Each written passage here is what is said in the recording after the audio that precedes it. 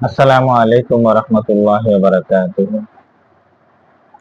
আল্লাহর হাবিব সাল্লাল্লাহু আলাইহি ওয়াসাল্লামের প্রিয় সাহাবী লাকিত ইবনে সাবুরা রাদিয়াল্লাহু তাআলা আনহুর কোন কথার প্রেক্ষিতে প্রিয় নবী সাল্লাল্লাহু আলাইহি সাল্লাম সাহাবাদের মজলিসে ডাক দিয়ে বললেন, তোমরা কি জান্নাতীকে দেখে আনন্দ ফিল করতে চাও? তাহলে এই লোকটির দিকে তাকাও।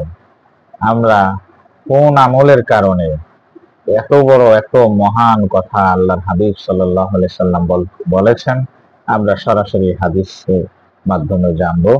আন আবি হুরায়রা রাদিয়াল্লাহু তাআলা আনহু قال আতা আরাবিয়ুন নবিয় সাল্লাল্লাহু আলাইহি ওয়াসাল্লাম فقال دلني على عمل إذا عملته دخلت الجنة قال تعبد الله ولا تشرك به شيئا وتقيم الصلاة والمكتوبة وتؤدي الزكاة المفروضة وتصوم رمضان قال والذي نفسي بيده إلا أزيد على هذا شيئا ولا أنقص منه فلما ولى قال النبي صلى الله عليه وسلم من سره أن ينظر إلى رجل من أهل الجنة فلينظر إلى هذا বুখারী ও মুসলিম ও কামা قال عليه الصلاة والسلام।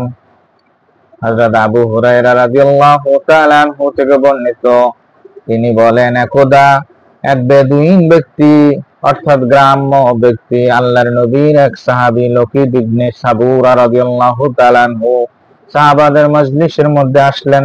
তিনি এসে বললেন, ইয়া রাসূলুল্লাহ, ইয়া হাবিবাল্লাহ, আমাকে এমন একটা আমলের কথা বলেন যে আমলটুকুন আমি করে আমি জান্নাতি হতে পারবো।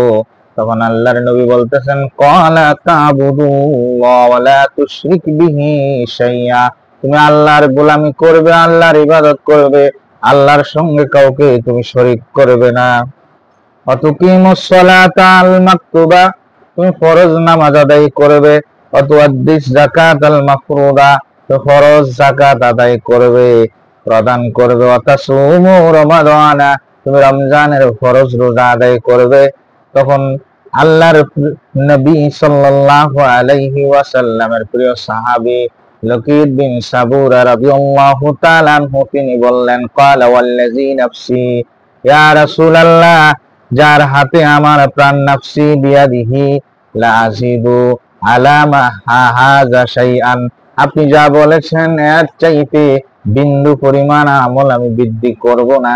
ওয়ালা আনকুসু মিনহু, আপনি যা বলেছেন তার চাইতে আমি বিন্দু পরিমাণ আমল কম করব না। ফালাম্মা ওয়াতাফা ওয়াল্লা ক্বালা নবী সাল্লাল্লাহু আলাইহি ওয়াসাল্লাম, সাহাবী যখন রওনা হয়ে গেলেন তখন নবীজি ডাক দিয়ে বললেন, মান সাররাহু আইয়ানজুরা ইলা রাজুলিন মিন আহলিল জান্নাহ, ও আমার সাহাবারা, তোমরা যদি জান্নাতি মেহমান জান্নাতি লোককে দেখে মনের মধ্যে আনন্দ ফিল করতে চাও, তাহলে তোমরা ওই লোকটার দিকে তাকাও। সুবহানাল্লাহ। এই কথা বলার পরে সাহাবারা তাকিয়ে রইলেন। ফালিয়ানজুরু ইলা হাযা, তোমরা তাকাও। মুত্তাফাকুন আলাইহি, বুখারী ও মুসলিম শরীফের মধ্যে এসেছে হাদিস খানা। প্রিয় শুভাকাঙ্ক্ষী বৃন্দ, ইসলাম প্রিয় তাওহীদি জনতা, রিসালাতের প্রতিষ্ঠা করার স্বপ্ন যারা দেখেন, আমরা সকলেই আল্লাহ রাসূল সাল্লাল্লাহু আলাইহি সাল্লামের শেখানো এই আমল করব এবং আল্লাহর নবীর সাহাবীর মতো এভাবে দৃঢ় সিদ্ধান্ত নেব, ইনশাআল্লাহ আমাদের জন্য ফলপ্রসূ হবে। কারণ একখানা হাদিস এগুলো শুধুমাত্র নবীজির কথা, বিষয়টা এমন নয়, এটাও আল্লাহর ওহী। আর নবী করিম সাল্লাল্লাহু আলাইহি সাল্লাম এমন কথা বলেন নাই যে কথা কি আল্লাহ হুকুম করেন নাই।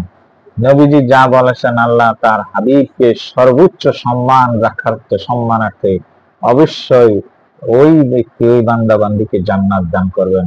আল্লাহুম্মা আমিন। আমা আলাইনা ইল্লাল বালাগ।